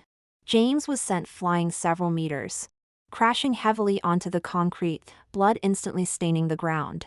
Tell the doctor, Victor lowered his window and calmly instructed the approaching bodyguards to treat him within an inch of his life. The black sports car sped along the winding road, reaching speeds of 200 miles per hour. Victor's knuckles were white as he gripped the steering wheel. It took an hour of driving before he finally calmed down. Lisa, he murmured, I've finally avenged you. He dialed his assistant. Arrange the private jet. We're going to Southside immediately. The assistant stammered, Mr. Rowe, I'm afraid it might be too late. What do you mean? Today is Miss Rutherford's wedding day with Mr. Sinclair. Victor slammed on the brakes. Wedding? What wedding? Isn't Kyle Sinclair in a vegetative state? That's what I needed to report to you. The assistant's voice trembled. Mr. Sinclair, he suddenly woke up on the first day Miss Rutherford arrived in Southside. Southside, Hilton Hotel. Lisa sat in the bridal dressing room, gazing at her elegantly dressed reflection in the mirror, still feeling dazed. She had thought she would marry a man in a vegetative state, destined to live as a widow for the rest of her life. But fate had played a cruel joke on her. On her first day at the Sinclair mansion, Kyle Sinclair woke up. At that time, she was merely standing by the bed, looking down at this man who had been asleep for years. His features were chiseled, his eyelashes casting shadows on his pale face, as still as a painting. She sighed, thinking that if he weren't lying here asleep, he would surely be a strikingly handsome man. But in the next second, Kyle Sinclair's fingers suddenly moved. She stepped back in shock, watching wide-eyed as he slowly opened his eyes, his dark pupils staring straight at her. As their eyes met, she stammered nervously, Doctor. He's awake! What happened next seemed to be on fast forward. The Sinclair family wept with joy, doctors rushed in to examine him, while she stood numbly in the corner, watching the man who should have been in a coma gradually regain consciousness. The Sinclair household was in chaos. with doctors, servants, and family elders all flooding in. After confirming that Kyle Sinclair had indeed awakened, Mrs. Sinclair knelt down on the spot, grasping Lisa's hands with tears streaming down her face. "Lisa, you're a blessing to our family." Later, when Kyle said he wanted to see her, she walked into the hospital room, assuming he wanted to discuss calling off the engagement. After all, the Rutherford had always been marrying above their social class into the Sinclairs. She never understood why the Sinclair family had agreed to this marriage in the first place. And now that he was awake, there seemed even less reason to go through with it. But before she could speak, she heard him say, "Does Miss Rutherford know why the Sinclair family agreed to this marriage?" She shook her head. It wasn't an agreement with the Rutherfords. Kyle's voice was soft but clear. It was an agreement with the Kensingtons. The Kensingtons, her mother's family. "Your mother and mine were best friends," he said, watching her slightly trembling eyelashes. "They made a pact that if they had children in the future, they would become in-laws." Lisa's throat tightened. "After your mother passed away, you didn't have a good life with the Rutherfords." Kyle slowly sat up. "The Kensingtons always wanted to take you back, but the Rutherfords wouldn't let you go. It wasn't until Mr. Rutherford proactively proposed the marriage alliance that the Kensingtons seized this opportunity to get you away from the Rutherfords. So, Miss Rutherford, whether I woke up or remained in a coma, I would never marry your sister, only you. I've been asleep for too long and need to readjust to the business world." Kyle suddenly smiled. "But I promise, I'm quite capable and will protect you for life. The Sinclair family will do the same. From now on, you can spend as much as you want, do whatever you want." He paused, his voice gentle. "Although we don't have feelings for each other yet, we can marry first and fall in love later, taking it slow. Are you willing to give it a try?" At that moment, Lisa inexplicably nodded. Click. The door of the dressing room opened, interrupting her reminiscence. Lisa came back to her senses and found Kyle standing behind her. The man wore a well-tailored black suit. His broad shoulders and narrow waist filling out the formal wear perfectly. He leaned down to place a kiss on the nape of her neck, his warm breath sending shivers down her spine. "So shy," he chuckled softly. "What will you do tonight?" Who's shy?" Her ears turned red. "I just didn't react in time. I'm very experienced, you know." "Oh." Kyle raised an eyebrow, his tone as intimate as if they had been in love for years. "Then our Lisa must be quite skilled?" Lisa's heart skipped a beat. What happened to marrying first and falling in love later? Why did this man seem so deeply in love already? "Why are you here? Isn't the ceremony not started yet?" She tried to change the subject. "I was worried you might be nervous." Kyle took her hand, intertwining their fingers. "So we're not going to enter separately. I'll walk in with you." His palm was warm and dry, strangely comforting. Standing outside the banquet hall waiting to make their entrance, Lisa suddenly felt a bit dazed.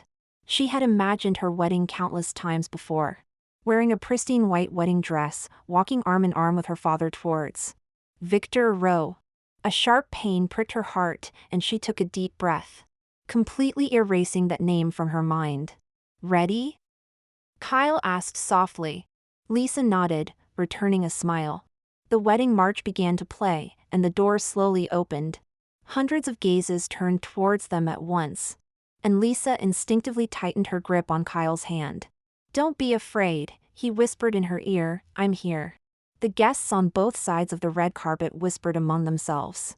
"What a perfect match. Mrs. Sinclair is so beautiful. I heard she's the one who woke Mr. Sinclair up." The Sinclairs have truly married a lucky star.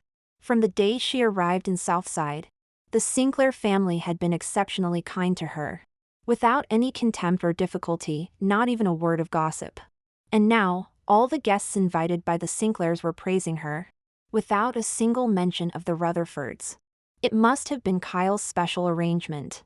A warmth spread through her heart. During the ring exchange, the officiant smiled and asked, "Mr. Kyle Sinclair, do you take Miss Lisa Rutherford to be your lawfully wedded wife, for richer, for poorer?" "I do," Kyle answered without hesitation. "Miss Lisa Rutherford, do you?" "She doesn't." The doors of the banquet hall burst open, and a tall figure stood silhouetted against the light. Lisa's body stiffened, and she slowly turned around. Victor stood at the entrance, his suit disheveled, the hair on his forehead damp with sweat. His chest heaved violently, as if he had run all the way here. "Lisa." His voice was hoarse beyond recognition. "Don't marry him." The guests erupted into a frenzy of whispers. "Isn't that Victor Rowe, the heir to the Rowe Empire? Did he just say don't marry him? Is he trying to stop the wedding? Goodness, Kyle has just woken up, and now this drama at the wedding." The murmurs swelled like a tide, and Lisa dug her nails into her palms, almost believing she was dreaming. How could Victor be here? She watched as he approached her step by step. His suit was disheveled, his eyes bloodshot, as if he hadn't rested properly in ages. "Don't marry him," he repeated, his voice hoarse beyond recognition. Lisa's fingers trembled, but she forced herself to remain calm. "Victor, what are you doing here?" She could hear the coldness in her own voice. "Aren't you afraid your beloved Melody will be jealous?" Victor's breath caught, his eyes filled with intense pain. "I made a mistake," he said, his voice low and thick with suppressed emotions. "Lisa, it was you I loved 3 years ago, not Melody. I've been blind and foolish all these years, loving the wrong person. Do you remember the charity gala 3 years ago? When you climbed a tree to save a nest of birds? That day, I fell in love with you at first sight, but I mistook you for Melody." Lisa's pupils dilated. Of course, she remembered that day. She had worn a white dress, climbed the tree to rescue a precariously balanced bird's nest. And as she came down, she saw a man standing behind the tree in the distance. She thought he was just passing by and had hurried away. So, it was him? Seeing her stunned expression, Victor thought she didn't believe him and continued urgently. "I've uncovered everything. I know Melody has been deceiving me all these years. It was you who had a difficult time in the Rutherford family, not her. She drugged your mother, causing her to lose both her life and your unborn sibling. She's bullied you since childhood and forged a report to make you lose your scholarship abroad. I'm so sorry, I didn't investigate thoroughly, I let you suffer." With each word he spoke, Lisa's heart clenched painfully. All the past grievances and pain, laid bare so casually by him. As if a simple "I made a mistake" could erase all the hurt she had endured over the years. She suddenly laughed, but her eyes were cold. "So what? You think saying you made a mistake and didn't investigate properly can erase all the pain I've suffered these years?" Victor's Adam's apple bobbed, his voice low, almost pleading. "Lisa, I'm sorry. I'll spend a lifetime making it up to you." "Make it up?" She twisted her lips sardonically. "Victor, do you remember how you treated me for Melody's sake?" He stiffened. She spoke each word like a knife stabbing into his heart. "At the auction, you made no-limit bids for her, leaving me unable to win a single item. On Moonlight Cliff, you risked your life to pick a flower for her. You tattooed her name on your chest. And while protecting her, you let me be mauled by Mastiff. Then had me whipped 99 times in revenge." With each sentence, Victor's face grew paler. By the end, he could barely stand, clenching his fists so tightly his nails dug into his palms. "I'm sorry." His voice was hoarse, his eyes red-rimmed. "Lisa, please, give me one chance." He spoke rapidly, as if afraid of being interrupted. "I've already taken revenge on everyone who hurt you. I've dealt with Melody and your father. Melody is married to my 60-year-old great-uncle. And I broke your father's legs in a car accident." Lisa's face showed shock, but before she could speak, Kyle stepped in front of her, his face cold. "Enough. Mr. Rowe, please control yourself." The pain in Victor's eyes was instantly replaced by fury. He forced himself to calm down and turned to Kyle. "Mr. Sinclair, you've just woken up. How much feeling can you have for Lisa? Why put on this act? If you're willing to let her go, I'll give you 30% of the profits from all Rowe Group projects." The entire room fell into stunned silence. The collaboration projects between Sinclair and Rowe were worth billions in profits each. Yet Victor was willing to give them all up. Lisa felt her heart skip a beat. She knew Kyle was essentially a businessman, no one would refuse such a deal. But in the next second, Kyle let out a cold laugh. Not necessary. At the same time, the Sinclair family members stood up one after another. Mrs. Sinclair even walked directly to Lisa's side and held her hand. Lisa is our Sinclair family's daughter-in-law, not a commodity. Lisa's eyes welled up with tears, a warmth flooding her heart. Victor stared at them in disbelief, finally turning back to Lisa, pleading almost pitifully. Lisa, please, come with me? I'll spend my whole life making it up to you. Lisa closed her eyes briefly. When she opened them again, there was only resolution in her gaze. No. She turned to the vicar. Please continue the ceremony. The pain in Victor's eyes was instantly replaced by madness. Who dares? He shouted fiercely. His assistant quickly stepped forward and whispered. Mr. Rowe, everything is ready outside. Lisa's heart lurched as she turned sharply to Victor. What exactly are you planning to do? Victor's eyes were bloodshot, his voice low and vicious. I've planted bombs all around outside. If you don't agree to come with me, everyone in here will die together. The room fell into dead silence. Lisa felt a chill run through her body. Have you gone mad? Yes, I have. He stared at her, enunciating each word. If you marry someone else, I'll go completely insane. Victor! Her voice trembled. What do you want? Come with me. He fixed his gaze on her. Give me one chance. I don't want to. Then we'll all die together. Lisa felt like she was being driven to the brink of madness, her fingernails digging deep into her palms. At that moment, Kyle grasped her hand, his voice calm and firm. Then we'll die together. The Sinclair family members spoke in unison, we stand together. The guests, however, panicked and began to plead on their knees. Miss Rutherford, please agree to his demands. This is your personal matter after all, don't involve us. Yes, Miss Rutherford, we're just here for a wedding, how innocent we are. Lisa bit her lip hard, finally taking a deep breath. Fine.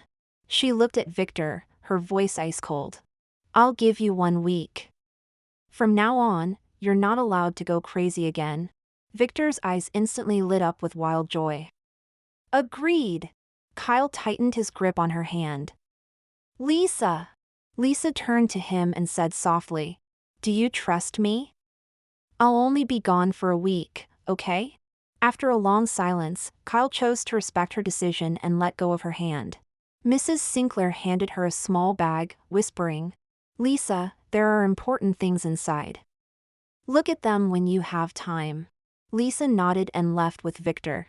Victor was eager to take her to his private jet, but Lisa coldly stated, if you dare take me away from Southside, I'll die right here, and you can blow everyone up. Victor had to concede. All right, we won't leave. You like Southside, so we'll stay here. He made a phone call and had the most expensive mansion in Southside prepared. When Lisa walked into the villa, she froze in place. The layout of the villa was identical to her home before her mother passed away. Victor embraced her from behind and asked softly, do you like it? Lisa laughed coldly. I remember, this is how you used to please Melody, isn't it? Made no-limit bids for her, getting tattoos for her. And even when she was hit once, you had me whipped 99 times. Victor felt a sharp pain in his heart and held her tighter. Lisa, I will make amends. Lisa refused to believe his words. Make amends? Those wounds had already been carved into her bones and blood. How could they possibly be mended? She turned and entered her room, slamming the door shut. She only came out when Victor knocked and called her for dinner. As she opened the door, she was slightly taken aback. Victor was wearing an apron, his sleeves rolled up to his elbows, revealing his well-defined forearms. The dining table was set with several dishes, all looking and smelling delicious, and all her favorites. You made these? She raised an eyebrow. Yes, he said softly. I didn't want anyone else to disturb us. Lisa scoffed. Did you learn to cook for Melody? Victor's fingers tensed, pain flashing in his eyes. Lisa, please, can we not mention her anymore? But she insisted on bringing her up. At the dinner table, She kept jabbing at him. Melody likes sweet things, doesn't she? Did you often cook for her before? When you went to Moonlight Cliff to pick flowers for her, did you ever think you might not make it back alive? When she saw you had tattooed her name on your chest, did she cry with emotion?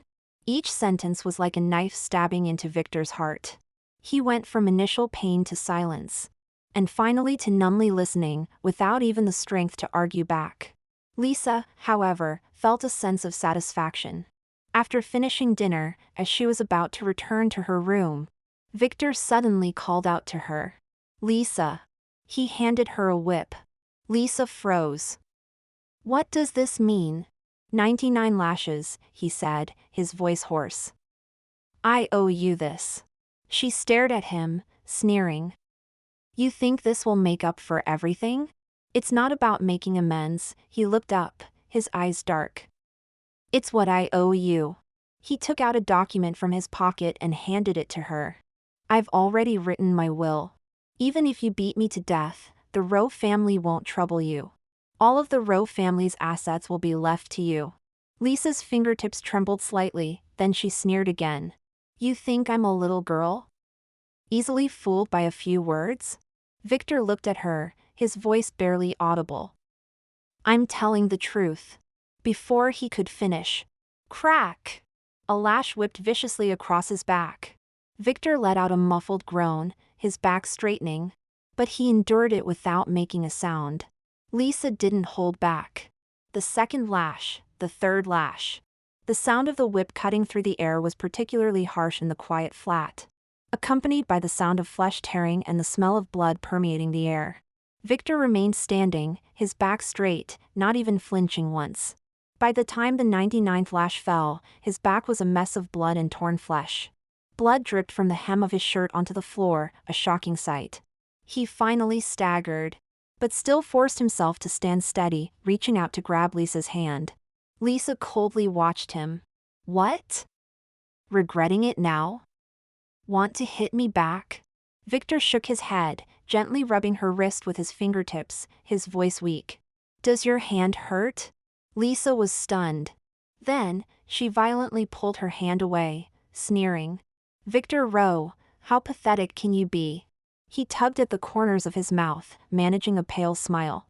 "As long as you're happy, you can say anything about me." His gentleness was unbearable to her. Lisa turned to leave, but was called back by him again. "One more thing." He handed her a knife. Lisa frowned. "What are you up to now?" Victor raised his hand, tearing open his blood-soaked shirt, revealing the glaring tattoo on his chest. "Melody."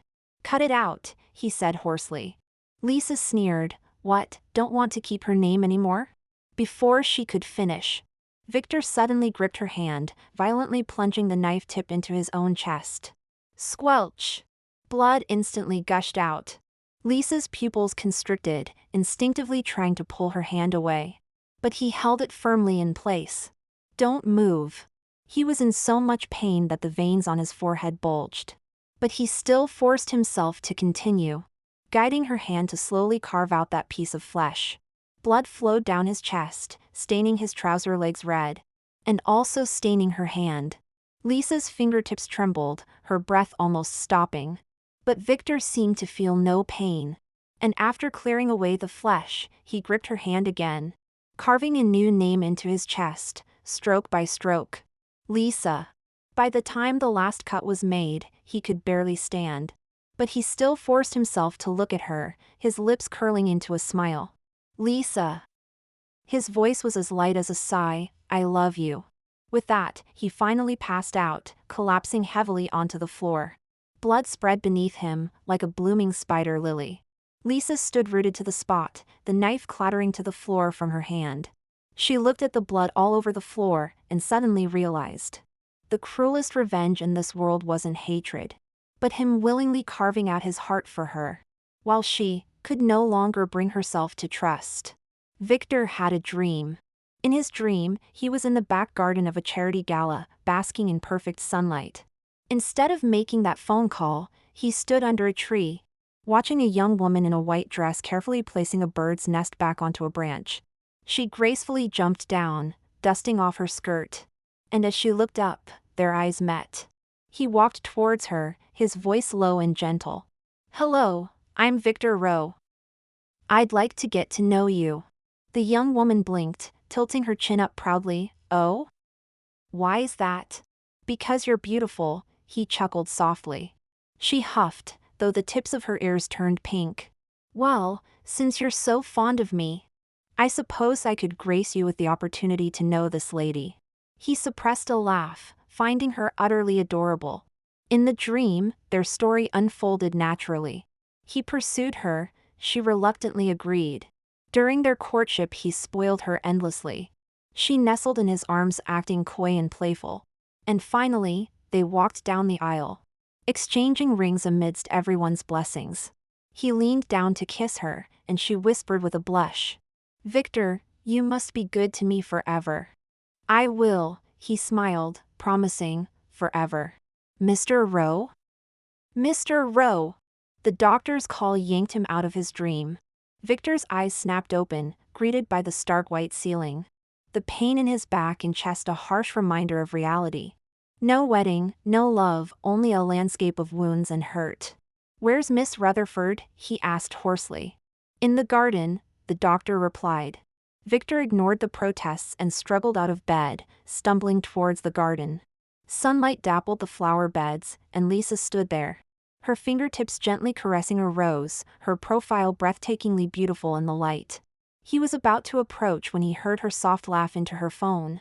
"Yes, I miss you too." Victor's blood froze instantly. Her tone carried a hint of shyness and playfulness, a softness he had never heard before. "Hubby," she called tenderly. This word stabbed into Victor's heart like a knife. He rushed forward, grabbing her wrist. "What are you doing?" Lisa was startled but quickly regained her composure, raising an eyebrow at him. "Talking to my hubby, what of it?" "Don't call him that." His voice was hoarse, his eyes bloodshot. "I'll call him whatever I like," Lisa sneered. "Hubby, hubby, hubby." With each word, Victor's face grew paler. Finally, his eyes reddened, his voice trembling. "Lisa, please don't do this to me." Lisa was taken aback. She had never seen Victor like this before. Humble, in pain, as if she had shattered all his pride with her own hands. "I suppose it's karma." He tugged at the corner of his mouth, his smile more painful than tears. "You can kill me if you want, just don't do this to me." Lisa's throat tightened, but before she could speak, Victor had already composed himself, saying softly, "I'm sorry I wasn't with you last night."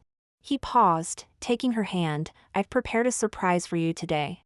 As night fell, Victor took her to an outdoor viewing platform. Lisa thought it might be some kind of performance, until the host's voice boomed excitedly. "Tonight's special event. Mr. Victor Rowe versus the Tibetan Mastiff Shadow." Lisa jumped to her feet. "Are you mad?" But Victor just smiled gently. "The injuries you once suffered, I'll repay 100-fold." The iron cage opened, and the massive Tibetan Mastiff charged out with a roar. Victor met it barehanded, instantly knocked to the ground. "Victor!" Lisa cried out involuntarily. The Mastiff's sharp teeth tore into his arm, blood gushing forth. Yet Victor only grunted, swinging back with a punch to the dog's eye. The crowd gasped in shock. The fight was breathtakingly intense. Each lunge of the Mastiff a deadly threat. Victor covered in blood but never backing down. Finally, he gripped the Mastiff's throat with his bare hands. And to everyone's horror, choked the life out of it. The arena fell silent. Victor staggered to his feet, his body a bloody mess. Yet he walked step by step towards Lisa. Then knelt before her, as if in submission. "It bit me 10 times, he looked up at her, his voice hoarse. 10 times repaid. "Lisa, can you forgive me now?" Lisa's fingers trembled. "You've truly gone mad." But Victor smiled. He took her hand, pressing it to his bloodied face, his gaze obsessive yet tender. "I have gone mad, long ago. Lisa, only you can cure me." For the next 3 days, Victor used up all the romance he had ever possessed in his life. On the first day, he took her to the highest Ferris wheel in Northside. They say couples who kiss at the top will stay together forever. he said, standing at the cabin door with a hint of cautious anticipation in his eyes. Lisa sneered. Then we should kiss at the bottom, so we'll never see each other in the next life. The light in Victor's eyes dimmed, but he still forced a smile. It's all right, I just wanted to show you the night view. As the Ferris wheel reached its peak, the lights of the entire city spread out before them. Victor suddenly got down on one knee and took out a diamond ring from his pocket. Lisa, his voice was hoarse, if we could start over. There are no ifs, she interrupted, turning to look out the window. On the second day, he personally prepared a full Christmas dinner. I remember you like spicy food, he said, placing a piece of spicy fish onto her plate, his gaze tender. Try it? Lisa glanced at it. Melody doesn't eat spicy food, so you never made these before, did you? Victor's hand froze in midair. She dumped all the food into the bin right in front of him. On the third day, he took her to the seaside. As night fell, drones formed her smiling face in the sky, and fireworks spelled out Lisa, I love you.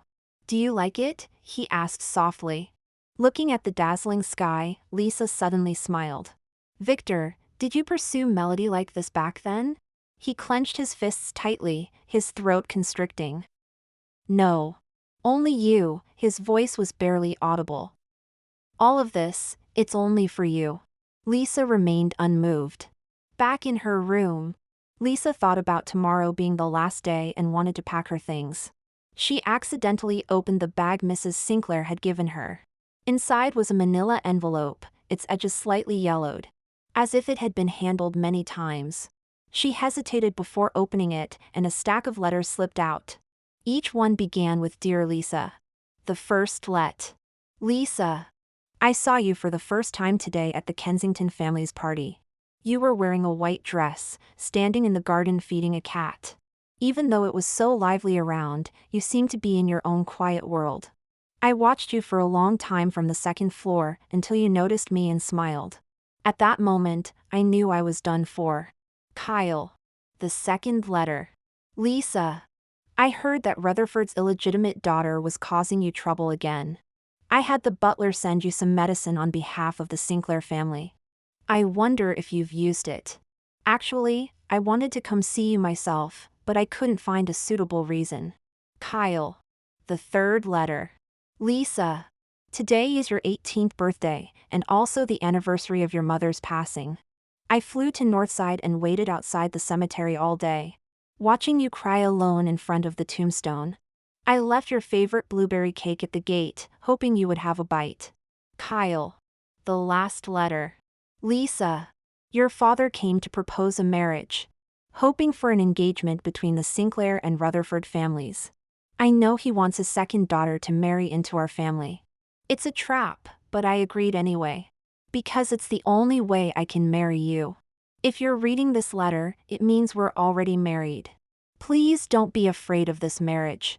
I'm not marrying you out of pity. From the first time I saw you at 16, I've been waiting for this day. Kyle. The letter slipped from Lisa's hand. She remembered the way Kyle looked at her after he woke up. That restrained yet profound gaze wasn't the politeness of a stranger, but love buried for years. On the morning of the fourth day, she stood in the living room, calmly looking at him. The 7 days are up. I'm leaving. Victor's hand paused as he was brewing coffee. I did say I'd let you go. He turned around, his eyes dark. But on the condition that you make a choice, either go to Kyle Sinclair or stay with me. Lisa laughed coldly. I choose to go. Before she could finish, Victor suddenly pulled out a revolver and pressed it against his own temple. 2 choices, his voice was terrifyingly calm. You stay, or you leave. This gun has 4 bullets, 3 blanks, and 1 live round. He cocked the hammer. From now on, for every word you say, I'll pull the trigger. The implication was clear, only if she said I will stay would he not die. If she said anything about leaving, he would certainly die. Lisa's pupils constricted. Are you mad? Using your life to threaten me? No, he smiled lightly. I'm just gambling. Gambling on whether you care about me at all. She stared at him intently, her chest heaving violently. Victor, she gritted her teeth, Don't force me to hate you. Then hate me. His gaze was obsessive yet tender. At least it's better than forgetting me. After a long silence, Lisa took a deep breath. Bang! The first shot, a blank. Victor didn't even blink. Bang! The second shot, still a blank. Cold sweat had formed on his forehead, but he still smiled at her. Continue. Lisa's fingertips trembled, but her voice was terrifyingly calm. 2. Bang! The third shot, a blank. Leave! The fourth shot. Bang! Blood instantly gushed from Victor's chest. He staggered back a few steps and fell heavily to the ground, still smiling. Lisa! His mouth full of blood, his voice as soft as a sigh, "You're so cruel." Lisa stood rooted to the spot, her nails digging deep into her palms. She watched as his blood spread across the floor. As his pupils gradually dilated, as the paramedics rushed in to carry him away. Throughout, she never looked back. 1 month later, in Southside, Kyle held a grand wedding for her. White wedding dress, vibrant roses, everyone's blessings. The vicar asked, "Miss Lisa Rutherford, do you take Mr. Kyle Sinclair to be your lawfully wedded husband, for better, for worse?" Looking at the gentleman before her, she softly said, "I do." As they exchanged rings, Kyle suddenly whispered, "His condition isn't good." Lisa's fingers trembled. The doctor said the bullet was only a centimeter from his heart. It's a miracle he survived. Kyle looked at her intently. But he might never wake up. Lisa was silent for a long time, then finally smiled. "Let's not talk about him." She stood on tiptoe and kissed Kyle's lips. "For the rest of our lives, Mr. Sinclair, please take care of me." Kyle gently kissed her back. "Mrs. Sinclair, I will." Late that night after the wedding, Lisa stood alone on the balcony. Moonlight shone on the diamond ring on her ring finger, sparkling brilliantly. She suddenly remembered, long ago, that bodyguard who always followed her with a cold face. She remembered the knife he took for her. The warmth of his back as he carried her home in the rain. The look in his eyes when he finally said, "Lisa, I'll love you with my life." And she remembered how he lay in a pool of blood, smiling as he called her cruel. The night breeze dispersed the moisture in the corner of her eye. She said softly, "Goodbye, Victor. We'll never meet again."